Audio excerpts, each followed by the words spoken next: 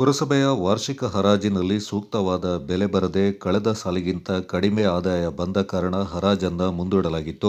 ಹರಾಜಾಗದೆ ಉಳ್ಕೊಂಡಿದ್ದ ಕುರಿಮಾಂಸದ 5 ಮಳಿಗೆ ಹರಾಜಿನಲ್ಲಿ 3 ಮಳಿಗೆ ಮಾತ್ರ ಹರಾಜಾಗಿದ್ದು, ಅದರಲ್ಲಿ ಕಡಿಮೆ ಆದಾಯ ಬಂದಿದೆ.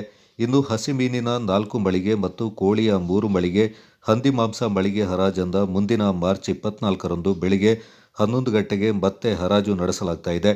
ಮುಖ್ಯಾಧಿಕಾರಿ ನಾಚಪ್ಪ ನೇತೃತ್ವದಲ್ಲಿ ಹರಾಜು ಪ್ರಕ್ರಿಯೆಯಲ್ಲಿ ಪುರಸಭೆ ವ್ಯಾಪ್ತಿಯ ರಸ್ತೆಗಳಲ್ಲಿ ವಾಹನ ಶುಲ್ಕ ಹರಾಜಿನ ವೇಳೆ ಬಿಡ್ಡುದಾರರು ನಿರಾಸಕ್ತಿ ತೋರಿದ್ದಾರೆ. ಈ ಹರಾಜಿನಲ್ಲಿ ಕೆಲವರು ಬದ್ರಿಯಾ ಜಂಕ್ಷನ್ನಿಂದ ಸುಣ್ಣದ ಬೀದಿಗಾಗಿ ಗೋಣಿಕೊಪ್ಪ ರಸ್ತೆ ಸೇರುವವರೆಗಿನ ಪುರಸಭೆಯ ರಸ್ತೆಯಲ್ಲಿ ₹10 ಶುಲ್ಕ ವಸೂಲಾತಿಗೆ ಸಾರ್ವಜನಿಕರು ಆಕ್ಷೇಪ ವ್ಯಕ್ತಪಡಿಸ್ತಾ ಇದ್ದಾರೆ.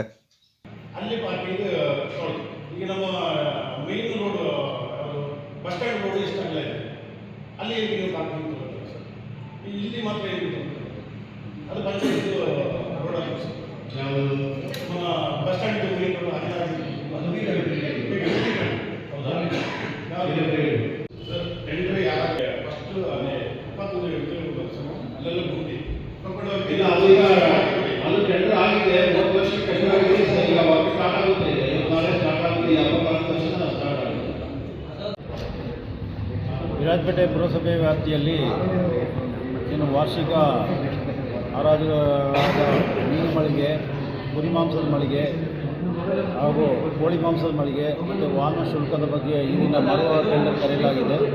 ಈ ಒಂದು ಟೆಂಡರ್ ಕರೆಯಲಾಗಿದ್ದು ಏನು ಹಂದಿ ಮಾಂಸದ ಮಳಿಗೆ ಇದೆ. ಈಗ ಮೊನ್ನೆ ನಾವು ಕರೆದು 30,000ಕ್ಕೆ ಬಿಟ್ಟಾಗಿರುತ್ತದೆ. ಈ ದಿನ ಅದು 31,000ಕ್ಕೆ ಬಿಟ್ಟಾಗಿರುತ್ತದೆ. ಇದನ್ನು ಮರು ಹರಾಜು ಕರೆಯಲಾಗುತ್ತೆ.